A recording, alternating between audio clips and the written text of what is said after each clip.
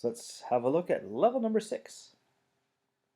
Now level number 6 is very similar to level 1, except instead of having whole number sides, I have rational numbers. Okay, I have decimals. So let's try this one out. I'm just going to rotate, resize my triangle.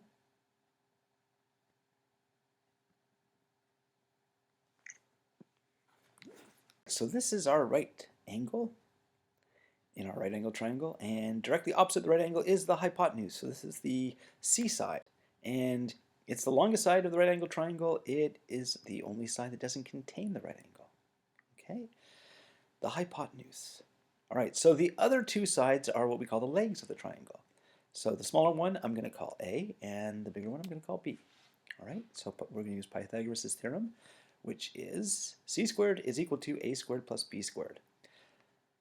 So I'm going to replace the a and the b with what we know, okay, and we don't know the c, so we're going to be solving for c.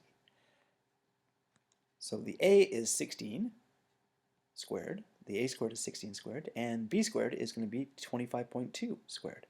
All right, so now it's handy dandy calculator time. It is equal to 891.04. Okay, and that's c squared. Now we want to find c, so I'm going to take the square root of c squared to get c, and if I take the square root of the left-hand side, I have to take the square root of the right-hand side to keep everything balanced. So we end up getting c is equal to the square root of 891.04. So back into our calculator and take the square root. Okay, so it gives us this big number. I don't want to write in all these decimals. Okay, this is an irrational number, and it does actually go on forever. The calculator's only showing it to 14 decimal places. So I'm going to round to, let's say, 4 or 5 decimal places. In this case, I'm going to round to 4 decimal places. So the 9 is going to tell the 2 to round up. Don't just chop it off. You always want to round. Okay, and so that's going to give me 29.8503.